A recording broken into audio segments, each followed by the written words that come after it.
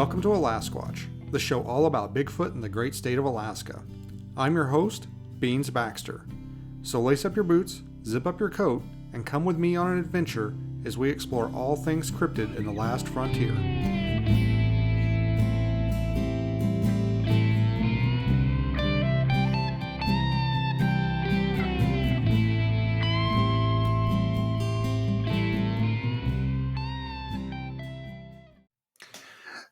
Hey guys, and welcome to this episode of Alaskwatch. It's going to be dropping probably around Friday the 13th, so watch out. So I was going to go camping again and try and get some more filming out in the field, and the weather just did not cooperate. We've had a lot of rain, a lot of wind, a lot of bad weather. So for the first time in a while, I'm coming to you from the office, from the Alaskwatch studio, from my sanctum sanctorum, below ground, technically. And yeah, I'm back in the office. I wanted to talk about the weather a little bit. We've had a lot of rain this year, and that's going to come up a little bit later where we talk about something else. But I have planned and canceled, I think, more trips and camping trips this year than I think I ever have. And it's kind of funny because back in my riding days when I had my motorcycle, I would work usually 4 days in a row. We worked 4 10s, and it would be beautiful, sunny, just the best weather you could imagine. And then whenever my weekend came, like sometimes it was on a different day. Like sometimes I get like Friday, Saturday, Sunday off. Sometimes I get Monday, Tuesday, Wednesday, or Wednesday, Thursday, Friday. But it seemed like no matter what days I worked, it was nice. And then as soon as my weekend came around and I could ride again, the weather would get shitty. And it would start raining. And it's kind of like that with camping now. And on the one hand, I'm like, I don't mind a little rain, like a little drizzle here or there. It's not going to hurt anything. But these are like torrential rains with wind, and it's just not fun being out in that. I've said before, I played enough in the rain in the military that I don't really want to do it anymore. So yeah, for those of you that are listening to the audio version of this, thank you. I know it's been a long time since anything has dropped on the podcast feed for the audio version. But I've been out, I've been camping and hiking and doing stuff that really just doesn't translate over to a audio format. If you have not, I please urge you to go check out the Alaskwatch Podcast YouTube channel. I've got some cool videos over there that have dropped in the last few weeks. I've taken Arlo and my family on some cool hikes, some neat trails. It'll give you a pretty good visual representation of the kind of terrain that we deal with here on the Kenai Peninsula. So please check those out. And they have beaten me into submission in the comments. And I have not placed any music over like the hiking, the walking. I always thought that was a cool touch. I liked it. But apparently those of you in the comments want to hear me going into the camera as I walk. So God bless you. You got it. Like, enjoy that. So anyway, yeah. So there's a couple of new videos that have dropped. Some videos with Chook and Rob Boy and I out hiking. Those are all on the YouTube channel. Also, something special is coming up. It hasn't quite dropped yet, but it's going to be dropping soon. There is a good chance, I haven't seen the finished product, but there's a YouTuber out there by the name of Nick Johnson. He has a fairly famous YouTube channel called Nick Johnson. He has a series called Unboxing America where he talks about different states and communities, and he visits a bunch of different places and he talks about them. And he was recently up here in Alaska, and somehow he pulled my name out of a hat. He Googled me or something, and contacted me, and we hung out for a little bit, talked for a little bit about local stuff, local economy, things like that. And I'm going to be hopefully featured in one of his videos about Alaska. I will definitely share that when it drops, and I've also like filmed a little promo with him for it, so I'll put that up as well. But that was a cool, he's got like 1 million subscribers, so hopefully he throws a Lasquatch a little love out there, and you know gets us out in the eye of the normies, the squares, and maybe throws some viewers our way, some listeners, and people that are interested in Alaska. And right now, that's kind of the direction the page is, the Alasquatch is taking, is just Alaska content. Because I'm going to be honest with you guys, the sightings and reports have dried up. Like, I've got nothing, not a thing, like nothing this year. Uh, some possible activity out of Area A that got reported to me, but nothing, no sightings, and nothing from anyone that, and no walk-ins, as you would call them, like reports from strangers. And I find that a little odd. Used to, I would get a couple a year, at least, usually I'd say 6. But this year so far, I don't think I've got anything. And even like stuff from out of other states. Like, I would get stuff, people from like other states that would like, oh, hey, I want to tell you about my sighting, and it happened in like North Carolina or something. And I'm like, oh, that's cool, great sighting, but I, this is the Lasquatch. So thank you for sharing. But yeah, nothing from nobody, no how. So I don't know what's going on with that. And you have to excuse me. I'm gonna take a few sips of my drink here. I know there are those of you that hate that, but got a little got a little tickle in my throat there. If you watch the camping videos, I had a bout of the bronchitis that nobody's got time for, and I'm still kind of getting over that. Still coughing, and got a little bit of irritation in my throat. I was joking with my wife the other day that I thought I sounded like Robert Kennedy Jr. If you listen to him, um, you know, forget politics aside, like policies aside and all that. Like, can you imagine having to listen to a State of the Union from that guy? He was, so I saw a comedian talking about it the other day, and he was like, "Hey, I just want to meet him one time." So I go, "Hey, can you do me a favor? Can you just give me a can you just do that once to see if that works?" It was. I don't want to make fun of the guy's whatever he's got going on, but it was actually pretty funny, because I thought the same thing myself. I listened to him on a podcast, and I'm like, "What is with this guy's voice? Like, what is it?" And there's something like wrong with him. I actually Googled it, and it said what it was, and I was like, "Oh, that's horrible. I'd hate to like have that." And now I'm running around with like a scratchy throat all the time. So yeah, call me Beans Kennedy Jr., I guess. So anyway, 8 minutes in, and haven't even told you what the topic is. Although I'm sure you've seen the thumbnail. I'm sure you've seen the name of the podcast. So we're going to get there, but it's been a while. So I'm going to chat. I'm going to talk. We're going to talk about things. If you don't like that, you can fast forward just a little bit. What else did I want to talk about? We were talking about the weather, which is always something interesting in Alaska. Right now, I'm looking outside. It's been raining all day. It finally quit around noon, and now it's like sunny and beautiful. I'm hoping to get one more mowing of the lawn in this year. I think I can do it. I might be doing it tomorrow.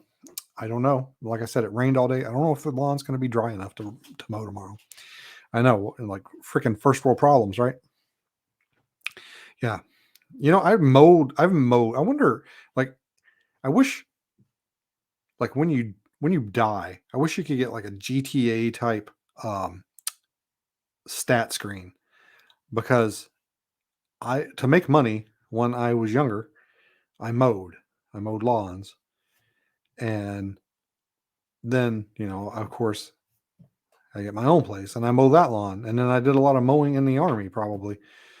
And I just wish, like, Like how many yards have I mowed in my lifetime, and how many is it going to be when I reach the end of that? It's kind of interesting because if you think about it, uh,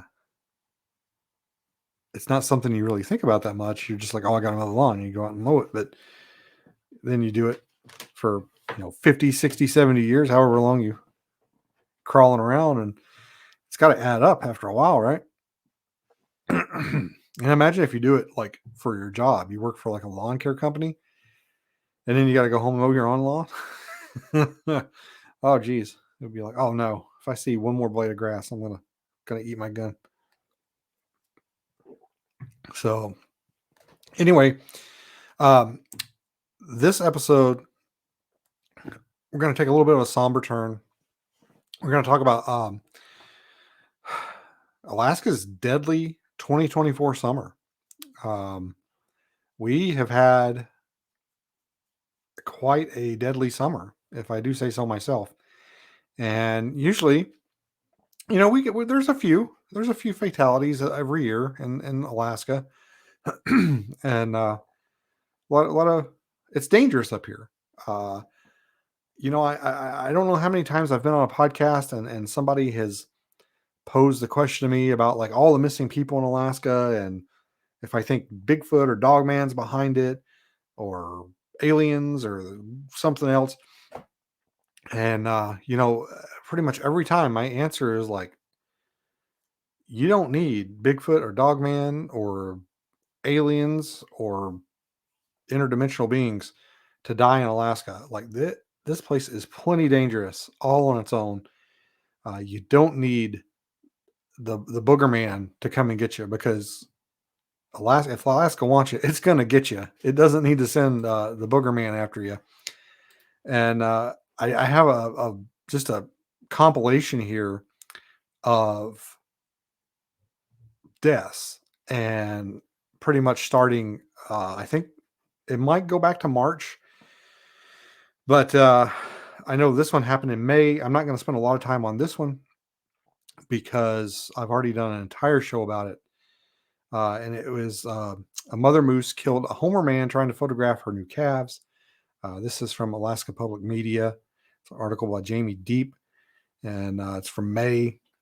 And it says Homer man died Sunday morning after being attacked by a moose. And state troopers reported that 70-year-old Dale Chorman was trying to photograph a moose.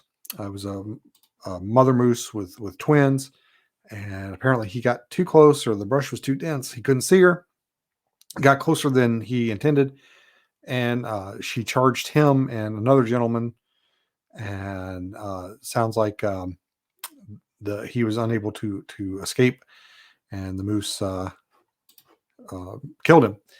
So, that was very close to home to me. I mean, that's only, I don't know. I don't remember how far it was, like 6, 7, 8 miles from where I'm sitting right now. Just last night, I had a mother moose and 2 calves, and then a bull chasing her. If you follow me on my personal Instagram and Facebook, I put pictures of that up last night. And it's right around the time when we're finishing up with dinner, we're getting done, we fed the dogs, and it's usually that time of night where we're like, okay, let's take the dogs out to potty before we go to bed and stuff like that. And we always try and do a perimeter check and look around, look outside, and see if there's anything like that we can see. And sure enough, the mother and 2 calves were out there. Didn't see the bull at first, and was watching them, trying to get some pictures of them. And then he comes out of the brush at the back of the yard there. And of course, it's hunting season, but I live in the city limits, and it's not legal to hunt in the city limits. And I don't think it was legal. I think he lacked brow tine from being legal. So even if he was legal, I couldn't shoot him in the city limits. But every year for the last 3 years, there has been at the hunting season is basically the month of September. Like on the very last day of hunting season, for the last 3 years, I've had a questionably legal moose in my yard, and I'm curious to see if the trend continues and it happens this year. I was telling my wife, I was like, I need to get a really good bow and arrow or something. If this continues, like if something, and maybe if it happens this year, maybe I will. Maybe I'll just say screw it. Like I'm gonna get a bow and arrow, and I'll be waiting for them next year. But yeah, it's kind of weird because it's like the last day of hunting season for the last 2 or 3 years. There's been this bull moose. I don't know if it's the same one lurking around on the property, and he's always like, just like I can't tell if he's legal or not. And the way the rules are here is it has to have a 50-inch rack, and or it has to have, I think, two brow tines that are over an inch long. And I don't know about you guys, but I mean, I'm like a 50-year-old guy with glasses. Like I can't judge 50 inches from like 100 yards away. I just can't do it. I might be able to get close, but I'm not going to be able to like hit it on the money. So, not like super happy with the hunting laws here. From what I understand, you can go further north and they're a little bit more lax on what you can legally harvest. So, I don't know. Maybe one of these days I will find somebody to take me up the road or go up the road with me and hunt with me. So far the search continues. I had a gentleman I worked with a couple of years ago. It was big into hunting, and I finally like straight up asking, like, dude, will you please take me hunting with you next year? Because like I don't want to go by myself. And he was like, yeah, sure, sure, sure. And then like he moves away, like right before hunting season. And I was like, well, that puts a kibosh on that. He's gone. And then he came back. He came back and hunted and didn't call me and didn't tell me. So I'm a little upset about that. Anyway, moving on to our next case here. This is actually from May 31st from Alaska Public Media. One climber rescue, one dead after days stranded near Denali Summit. And this was a climber that died. I'm going to butcher this name. Zulkifli bin Yusuf. He was 36 years old. They believe he likely died of exposure and altitude-related illnesses. He was enduring multiple days with minimal survival gear in a snow cave at 19,000 feet on Denali. Him and a partner were trying to climb and summit Denali. The weather, from what I understand, the weather turned and he did not make it.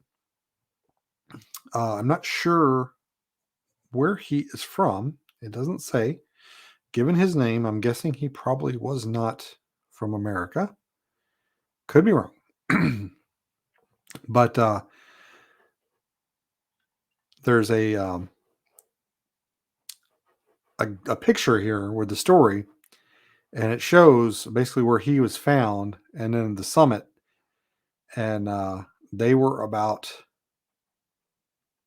pretty close to the summit. Like they almost made it, like just a couple thousand feet more, and they would have been there. That's too bad he didn't make it to the top. But that was in May. And notice, I'm mentioning most of these are people that were enjoying Alaska's outdoors and met with untimely demise. I'm not counting traffic accidents. I'm not counting like straight up homicides, things like that. This is just people out enjoying the wilderness that don't make it home. Just like in the last couple of days, there have been 3 pedestrians hit and killed by cars near Anchorage. I think one was on Turnagain Arm, and then two, I'm sorry, were on Turnagain Arm maybe, and then one was like in Anchorage proper. Not counting those, we're just talking about basically kind of outdoor related deaths.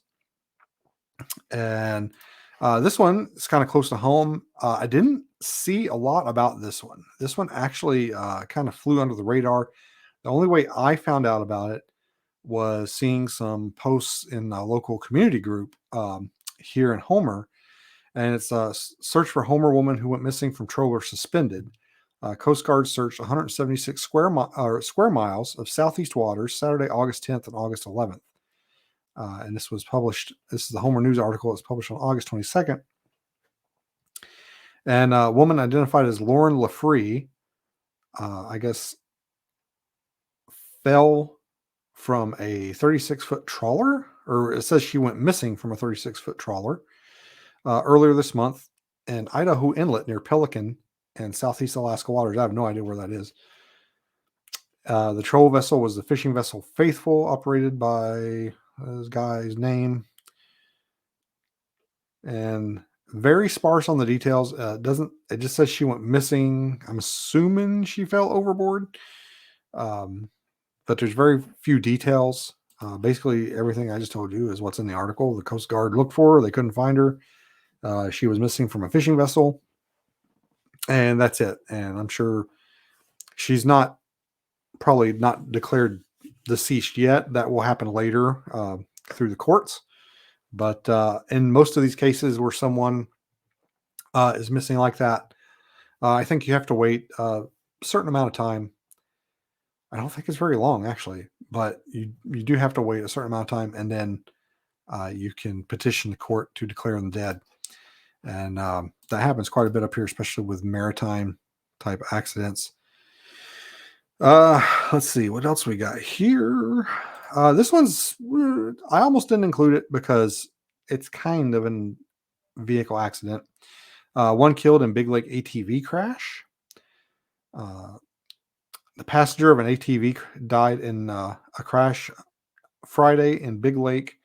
Alaska State Troopers in Palmer got a report of a fatal ATV rollover crash at Big Lake about 9:10 p.m. Driver of the ATV told troopers that he and a passenger were driving and he decided to have some fun and tried to drift. Don't drift in your ATVs, people. The ATV rolled onto the passenger in a sharp turn. EMS tried to save the passenger's life and they were declared dead. There are no criminal elements to the crash. No signs of impairment from the driver or passenger, and no one was wearing a helmet, AST said. Next of kin was on scene. That was published. This is from the Alaska News Source article, published August 31st. And yeah, be careful on ATVs. Like when I bought I have a four-wheeler, and so far, really the only thing I've done with it is plow my driveway. And I have taken it on a couple of rides, trail rides. And it's actually kind of a funny story, but I'm not going to tell it today. But yeah, I have like no experience. I could ride a motorcycle, had training on how to ride a motorcycle. No idea how to ride an ATV. In fact, when I got on my four-wheeler, I'm like I've ridden a motorcycle before, right? Like I know, like to go, you twist the throttle, right? Well, I look and like I'm like sitting on the four-wheeler and I'm like pull and the handle doesn't turn. So I'm like, where is the throttle? And I think the guy that sold me the four-wheeler is like, it's right here, man. It's like a little thumb depressing thing, like thing you push with your thumb, like next to the handlebar. And I was like, I should have probably read a book or something before I came and picked this thing up.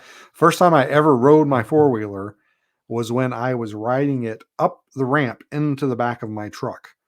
Talk about, one of those clinching moments where you're like, if I screw this up, this is going to be really, really expensive. And riding it up on the ramp isn't so bad. Riding it off the ramp is freaking terrifying.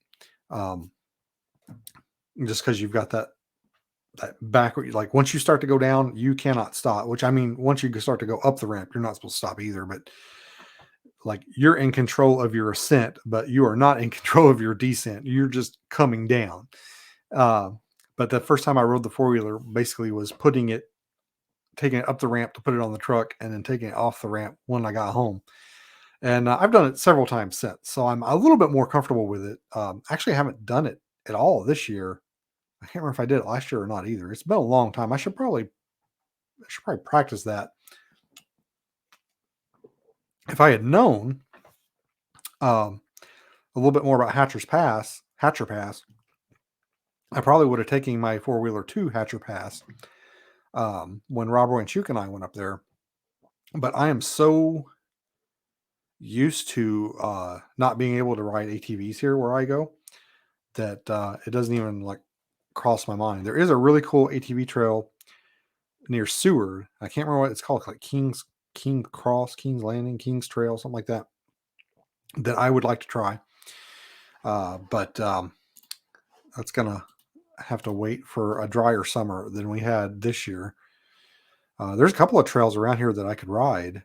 It's just one, I don't have anybody to go with me, and two, we've had some really, really wet summers, which means, some people think that's fun, and I like the occasional, like, you ride down the trail, you hit the mud hole, and then, you ride out of the mud hole, and you keep on the dry trail, not the entire trail is mud. That's not fun to me. I don't like the idea of spending the entire time digging myself out. Let's see. What else have we got here? Oh, this one is an interesting one. And not a fatality, but I thought we would talk about it. I think Chuk has done a video on this on his channel. This happened not far from me at all in Cooper Landing on the Resurrection Pass Trail. A trail that I have thought about doing many times. I've just never done it. Alaska hunter mauled by bear, then accidentally shot in struggle.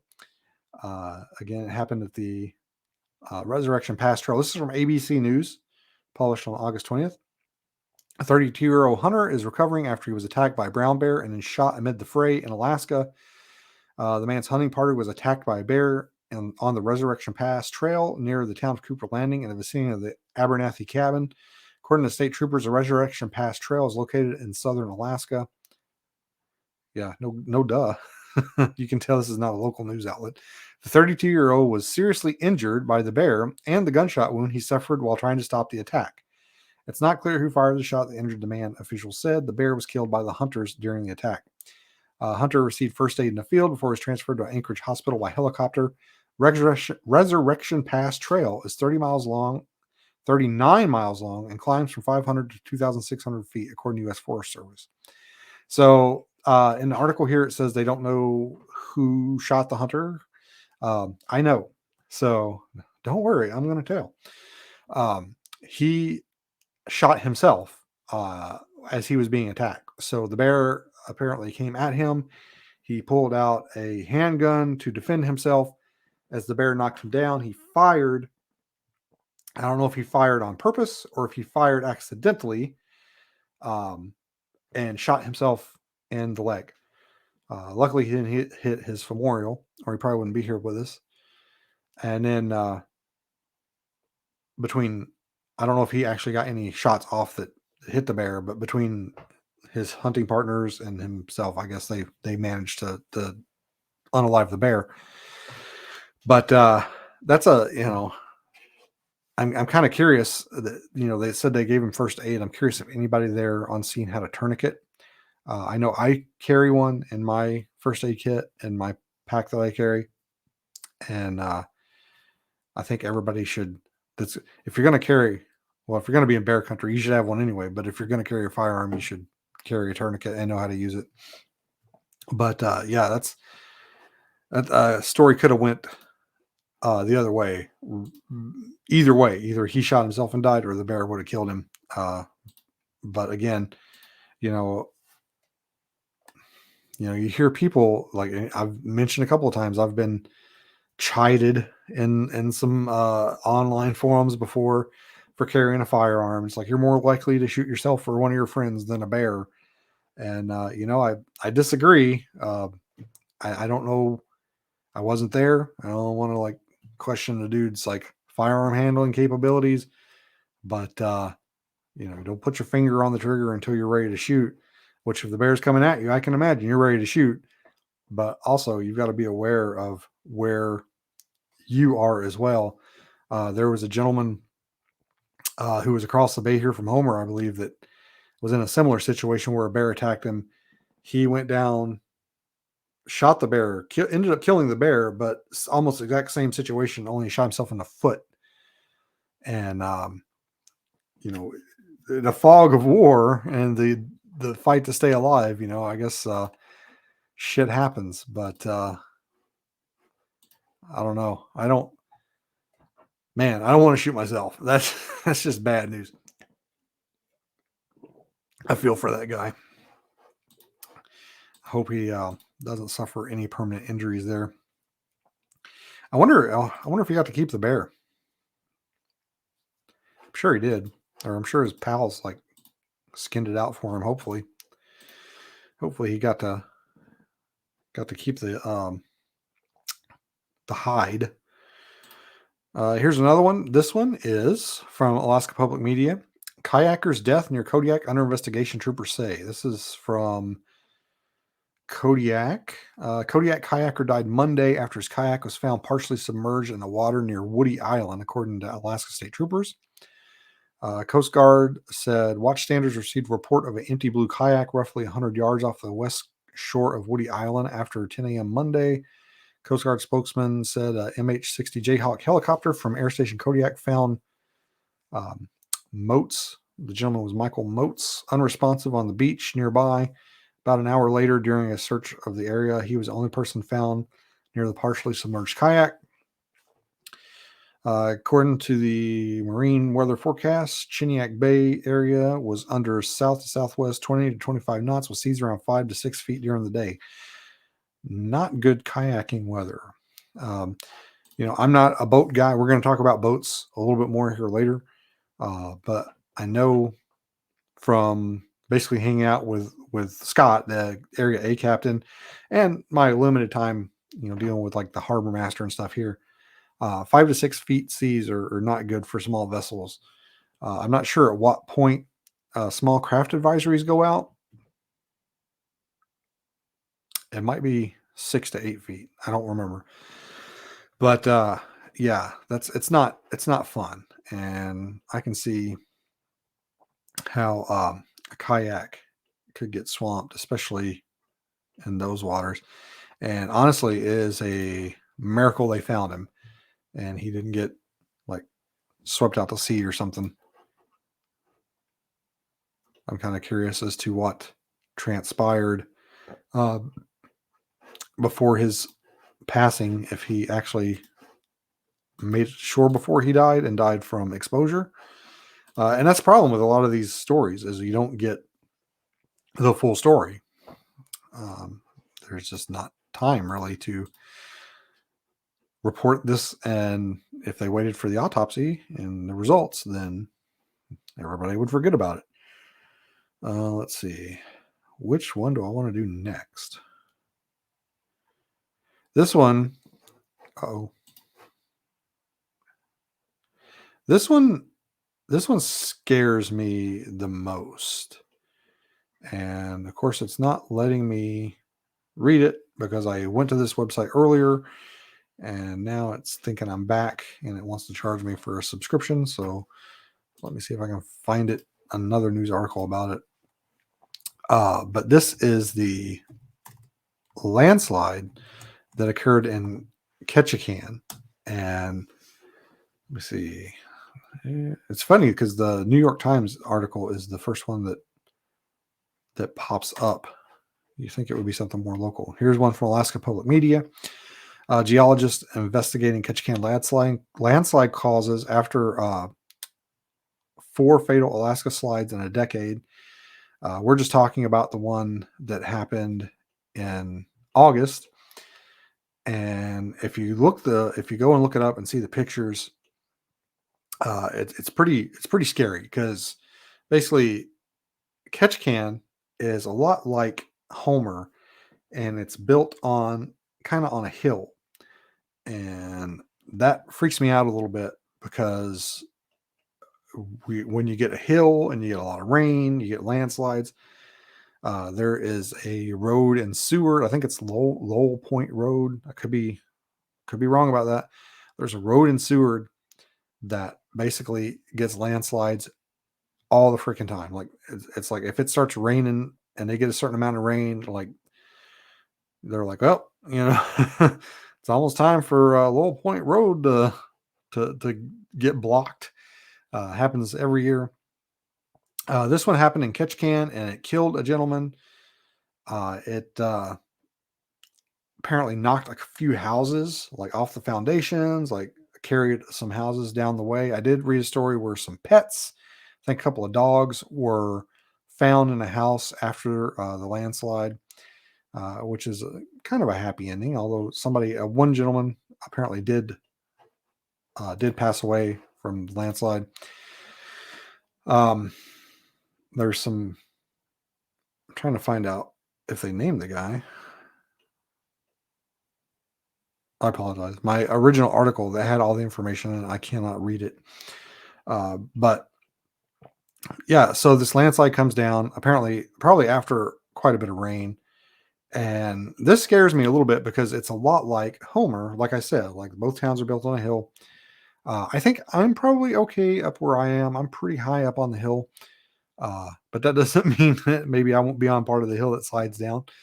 But I've seen some old like newspaper clippings and stuff, like where our hospital, if you pull into where the hospital is, in the upper parking lot, there's like this huge like retaining wall that looks like it's like holding up the mountain. And I've seen old newspaper clippings where it talks about how like when they were building the hospital, basically they had to start over again because a landslide came and like knocked down what they had going. And of course, instead of going like, oh, maybe we should put it somewhere else, they're like, we will rebuild, and they like cleared it and started over again. So it's like, how long before that happens again, you know? So that's the hospital. So that's a little worrisome. And we get a lot of rain here. And I know there are like engineers and people that take all this stuff into account, but even with all that being done, there's a limit. They're like, yeah, this area usually gets about X amount of rain, and we're going to build this to handle, Z amount of rain. Like, it gets, I don't know. I don't know anything about precipitation numbers. I'm pulling them out of my butt here, but it's like this area gets 3 inches of rain annually. So we're going to make sure that this area can handle, 6 inches of rain. So that's double. But then, you know, every once in a while, there's that once in a lifetime like storm, or that once in, a few hundred years like event. And there's like 12 inches of rain in a like 72-hour period. And it's like, is it going to hold it or not? And I know that, 60, 70 years down the road, after they build this stuff, there's probably not there's not a nerd sitting somewhere in an office with a calculator going, we're at 10 inches of rain. Better evacuate the fucking hospital. so that worries me a little bit. That something like that might happen here. A lot of this stuff, it's old infrastructure. It's been here for forever, and you get that complacency where you're like, it's good, good strong bridge. It'll be all right. And then, a once in a lifetime weather event happens and it's gone, or building or what have you. So this is, again, it's not necessarily like this guy wasn't out camping or something. He was just sitting in his house. But I guess you could say the outdoors came to him. Like the ground just basically gave way, and there was a avalanche, and this gentleman didn't survive. They're probably lucky that it only killed one person. I was trying to find out. I was curious as to when it happened. I think it kind of happened like maybe in the middle of the day. And I was thinking maybe there was a lot of people that were gone, that were like maybe at work or something. Because when I was here, when was it? What year did we have the big earthquake? Was it 2018? Something like that? I say the big one, the last big one, the one where the president was like, "Holy crap, Alaska got hit with a big earthquake." Um, I remember like when we got hit with that one, and they were like, "Oh, it's going to take like forever to rebuild," and then like everything was rebuilt like within a month or so. But I believe firmly that the reason nobody died in that earthquake is because it happened at like 8, 9 o'clock in the morning. It happened like pretty early. And if it had happened a little bit later on in the day, I think you might have, if you didn't see some outright fatalities, you would have seen some injuries, because like people would have been up on ladders, people would have been like working, like doing stuff. And I remember like I was sitting at my desk with my coffee, like just okay, I'm here, I'm gonna drink my coffee and then get started with my day. And then boom, the earthquake hit. And if I had been well, I mean, I don't have a physical intensive job where I'm like hanging drywall or anything, but I know like 9 o'clock is usually when most people start work. And if it had happened probably like a few hours later, I think probably some people probably would have got killed because they would have been in a precarious situation, or they would have been in a situation where things could fall on them or hit them. Um, I know people that have like huge like pieces of art like hanging over their bed and stuff, and they're like, well, if the earthquake ever hits and that falls on me, it's going to kill me. So we got this one. I think this is all. We're almost done here. Um, so this is a man dies in helicopter crash near King Salmon. This one like just happened here a couple days ago. September 9th is when this is published. This is from Alaska Public Media. A man from Louisiana was killed in a helicopter crash near King Salmon over the weekend.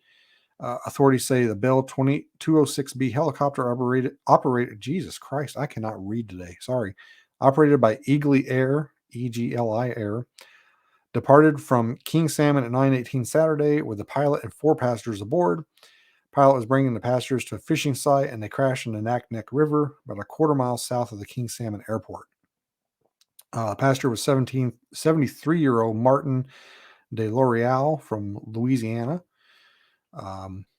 He passed away. It sounds like everybody else made it. There were some good Samaritans that jumped in and helped get the people out of the helicopter and to safety. And they haven't released any information on what caused the crash. They don't know if it was man, machine, or environment. Sometimes it's often a factor of all of those. I'm a little sketchy about helicopters. The main, like the leading cause of death, I think, for law enforcement officers in Alaska is aircraft crash, and probably specifically helicopter crash. I think primarily troopers, mainly, because troopers have their own helicopters, and they've gone down a couple of times. And I'm a little sketchy about helicopters. Like I'm not a big fan. Not to say that I won't ever get on one. I might be getting on one next year, but I've always avoided them when possible. It's just not something that I'm a big fan of.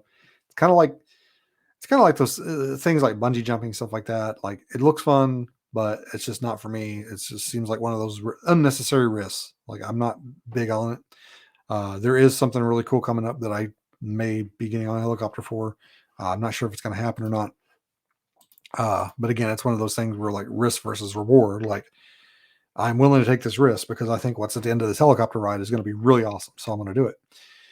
Um, that's what's his Stephen Major was like huge on, like he loves helicopters. Huge on helicopters. He rode a helicopter into the Medaling Falls Bigfoot Festival. Like he was, he's one of those guys, like with how some people are with trains, that's how he is with like aircraft. And I'm like I read you the name of that helicopter, the 206B Bell, means nothing to me. Like my mind is a blank slate when that happens, while other people will be like, oh yeah, that's this helicopter, that helicopter. Like I'm just like, it's a helicopter. I'm pretty much the same way with boats. If you tell me it's a 26-foot whatever, like it's a boat. Tell me what color it is and what the name of it is, and maybe I'll find it. I would run into that all the time. We would get a call down at the harbor, and they'd be like, it's a 25-foot catamaran, and I'm like, which I know what a catamaran is now, but back then I'm like, what color is it and what's the name of it? Like, you're gonna have to narrow it down. I don't know what those words mean. Not a boat guy, not a helicopter guy, not a plane guy. All right. Let me make sure. I think I've covered everything except for our last one here. Let me make sure it'll let me access the article. If not, I'll have to find another one. I think we're okay. So this one, I saved it for last because It's one, it's pretty close to home, and two, it's probably I don't want to call it's probably the worst. It's the most tragic. We'll put it that way.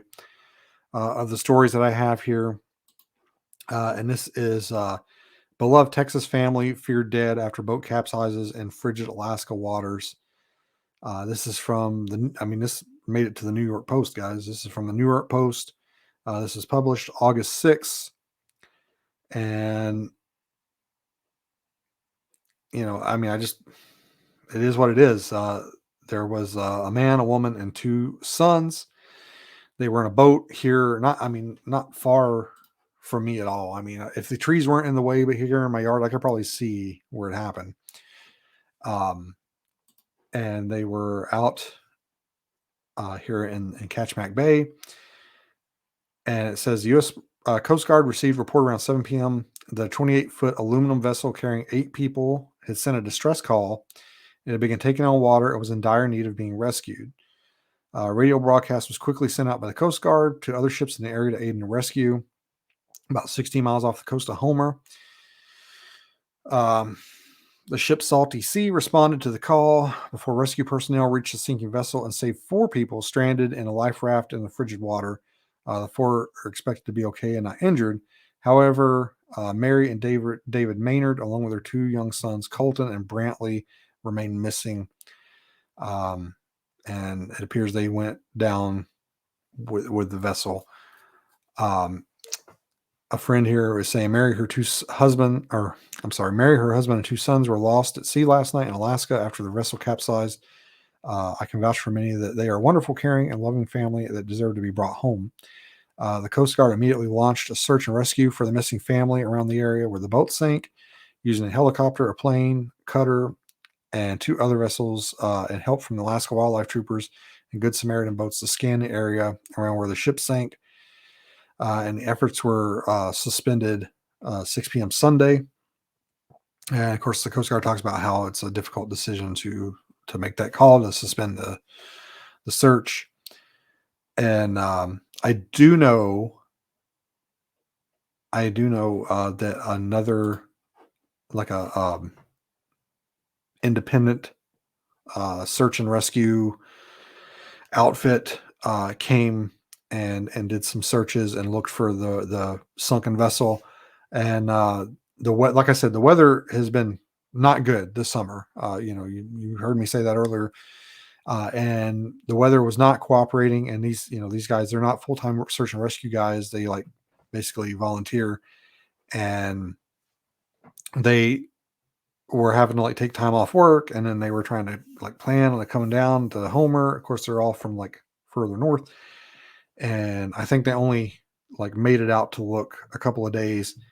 And of course, they have to get back to their jobs and their lives and stuff like that. And they only got out to look for a little bit, and I guess they haven't found the vessel. And there's honestly, there's a lot of questions around this. I don't want to get controversial or anything about it. It's a terrible tragedy. But as soon as it happened, I noticed in some of the community forums here, the community social media pages, a lot of people were asking questions. So there were 8 people in the boat. 4 people were rescued. 4 people were not. 4 people made it to the life raft. 4 people did not. And a lot of people were asking, how did that happen? And there were a lot of people coming back, answering and being shut up, leave them alone, let, it just happened, wait for the answers. And excuse me, we don't have any. So it's it's a big question still in the community as to what happened to the vessel that caused it to sink. If I remember correctly, the weather was not dangerous at the time. I think it was pretty calm seas. And don't quote me on that. I'm speaking out of turn there. But from what I remember, I do think there was some comments about how in the world did this happen? And the only thing that really makes any sense is the family that was lost was in the cabin or the berth, basically when the boat went down. Um, and it went down quick. But still, again, like how did the boat go down?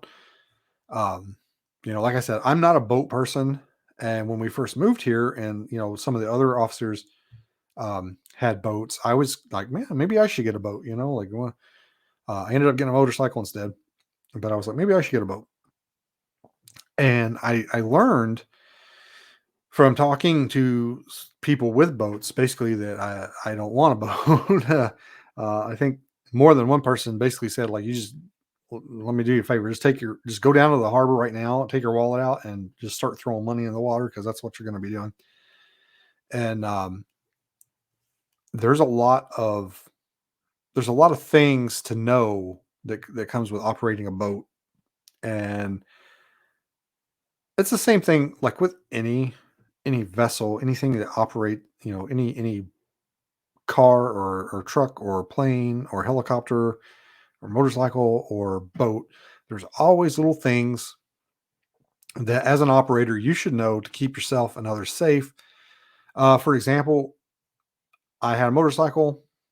I took a class on how to ride the motorcycle, and I learned, like, oh, okay, like when you turn the handlebars, you do not engage the front brake. Like that's a big no-no. Don't do that. If you do it, you're gonna fall. Like the bike's gonna go over. And prior to learning to ride a motorcycle, that is not something that I knew. Same with the four wheeler. I did not know prior to owning a four wheeler that the throttle was not like a motorcycle throttle on the handlebar. Um, and just like with boats, there are things you need to know to keep yourself safe.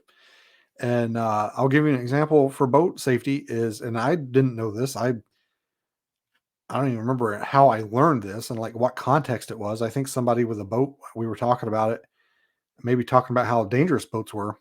And they told me that like when you put your anchor out, when you drop your anchor, um, say if you're in 20 feet of water and you want to drop your anchor, you need to let out like 40 feet of line. And I guess the reason for that is if your anchor gets like stuck or the tide starts to like move your boat around, that anchor line doesn't become taut. And so your anchor is on the front of the boat here. And if that line is tight, it can pull the boat, and the boat gets like, the tide's coming in, or the anchor gets hung up, then it can pull the front of the boat down and the boat can take on water and go down. I mean, there's all kinds of like little things like that. I'm sure there's more than that to do with boats that are meant to keep you safe and alive. Little tricks and not necessarily tricks, but just like little safety things I have no idea about. I don't even know. And that's the thing, being a law enforcement officer, people think like all about boats and like what the rules are for boats. I don't know nothing. Never, I never. And people would be like, maritime law says, and I'm like, I don't enforce maritime law. I enforce the laws of Alaska. Like I am not a freaking like pirate hunter. Like I don't know what maritime law is. So I wonder if it was a situation like that where maybe they didn't let enough anchor out and something happened. The boat got swamped. Still no information. Here we are. Has it been a month? Um, yeah, it's been over a month, and we still have no information. And I don't know if that's something that maybe they won't release that information unless they find the vessel and they can confirm it or something. I don't know, and do like a investigation on the vessel. I have no idea, but yeah, it's one of those things, where people were getting angry at people for asking like how it happened and wanting answers, and I'm on the other side of that where I'm like, yeah, I want to know because I don't want to be on a boat that sinks. Like, tell me, like, did they do something wrong? Was there something wrong with the boat? Like, what was the problem here? Like, help us not make the same mistakes they did. It's funny because that's like how I feel about like human resources and HR. Like when you work for a company and somebody gets like fired or gets in trouble, there is so much freaking like secrecy and like, okay, look, so and so doesn't work in here anymore. He was let go. Why? We can't tell you. Well, I don't want to be let go. Maybe you should tell me what he did so I don't freaking do that. So anyway, I don't know if we're gonna get any answers to that, but yeah, it's a family of four passed away. The wife, from what I understand, was a nurse.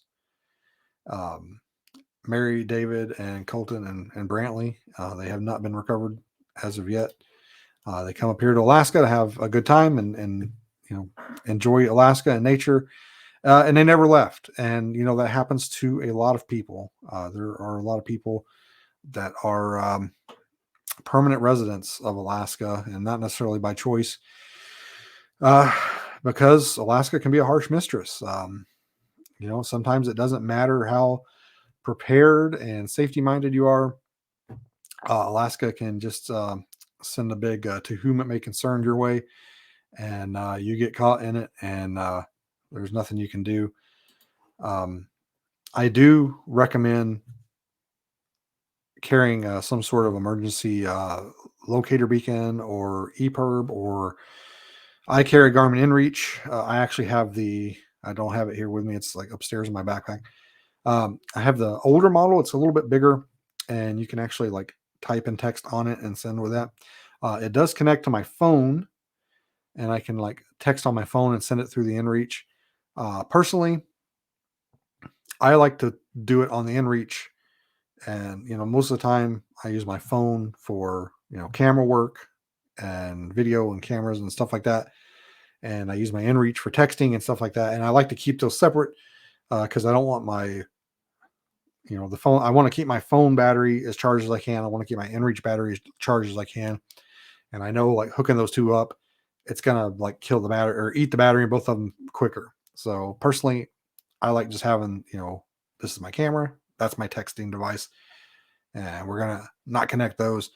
I know the new InReaches are like little, they're like that big. They're like InReach minis, and you primarily use them through your phone. I guess you can use them without a phone. I'm not quite sure how, and I'm not sure if it has the same functionality. But as soon as I saw that, I'm like, well, what if your phone dies? Like, do you still have full functionality of the InReach? Like, can I text whatever I want to on that little mini InReach? I know that my InReach has preset messages that I can send, and they're unlimited. I can send as many as I want. And most of the time I send checking in, everything okay. And I'll send it usually in the morning and then in the afternoon. And in the evening, I will maybe type out a little like, this is what I did today, or this is what's going on. How are you? And send that. And, I like you only get so many messages a month on certain InReach plans. So I try and save mine up. If it's toward the end of the month or something, or I know it's going to reset soon, I might just, blast out texts all day. But I usually try and be pretty conservative with them and not blast them out just in case I do need to get a little bit more descriptive other than checking in everything okay. But yeah, that's what I got. It's been a deadly summer for Alaska. Uh, and I'm sure I missed a few like that. These are just the ones that kind of stood out to me and that I made note of. I'm sure there's a few more that I missed, may not even shown up in my news feeds, probably some further up north in the Fairbanks area, maybe points beyond that I didn't hear about. So yeah, those of you thinking of coming to Alaska or visiting Alaska, I certainly don't want to deter you. I don't want to tell you that you shouldn't come, but know your limitations and know how to be safe and just mitigate what you can and make good decisions. But other than that, that's all I got for you guys. I am going to call it a day. Hopefully this post on Friday the 13th, like it's supposed to. And I will see you guys here maybe in a week or two. I might try and get out and do another hike or something with Arlo. We'll see. Depends on the weather and whether I get to mow or not, too, I guess. I could do a video what mowing my yard. Actually, with all the moose and stuff around here, that might be worth something doing. That might be worth doing. It's like I'm riding in the lawnmower and pointing the camera behind me, and the moose is chasing me. That would get some clicks, right? All right, guys, check out the AlaskaWatchPodcast.com website, which I have not updated in a while, but everything on there is still good to go. If you want to go on there and buy any of my books or stickers or shirts, I will get those out to you. I can sign the books, and I will sign them to sign anything you want in there within reason. If not, you can head over to Amazon.com, pick up any of my books there, and get them shipped to you using Prime for free. What else? Please check out the audio version of the podcast, which is pretty much the same as the video, but you can just listen to it with headphones on Spotify, Podbean, any like podcatcher app. And that's it. I got nothing else for you, and I will talk to you guys next time. Remember, guys, be safe out there, and the beans abides.